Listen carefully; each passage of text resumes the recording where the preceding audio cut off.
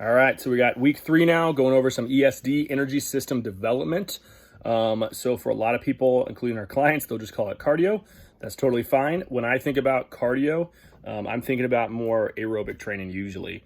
And for ESD, I'm thinking about all the different types of energy systems we could be doing. So the entire energy system development.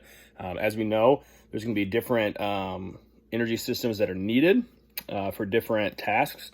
The 100-meter sprint is going to be way different energy system than a marathon, than somebody playing a game of hockey, for instance. So making sure that we're hitting all aspects of those, and knowing that the person that is doing the marathon, every once in a while, not as much as a sprinter, but every once in a while, they would need that energy system that sprinter needs, and vice versa as well. So there is benefit from hitting all those aspects of the energy system.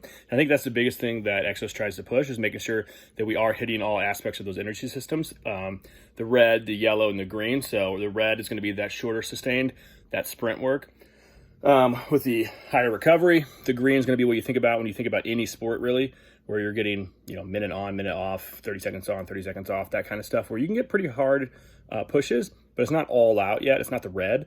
You need a little bit more recovery. And then you have your yellow, which is going to be just, again, your aerobic, your long sustained cardio.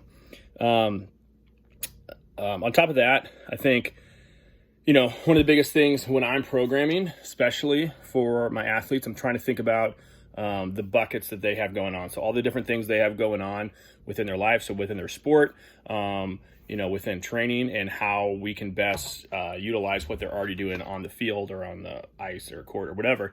So if with my hockey players, if they're playing hockey in season, they're getting that green. That's literally probably as close to green as I can specifically get, since their shifts are 30 seconds to a minute usually. So I'm not going to really hit that.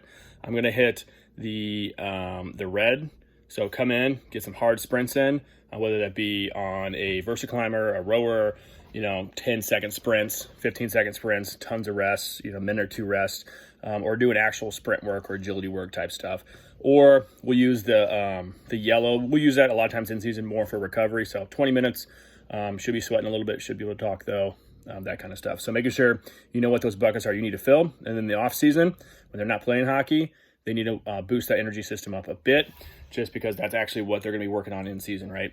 And making sure as we do that, coming into the off seasons, that we kind of backstep and think about how those energy systems build off each other. So that yellow energy system is going to increase blood flow. Well, they're all going to increase blood flow, but it's going to increase a lot of blood flow to the whole muscle area. So you're going to increase capillarization, which is going to increase the ability of the muscle to clear out some of those byproducts to help it reduce fatigue.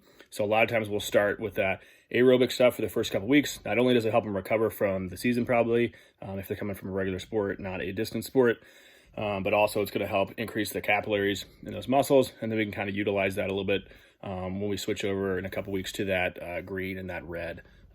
So again, make sure we're hitting all those in energy system development. Go out and enjoy all of them. They're all evil in their own way.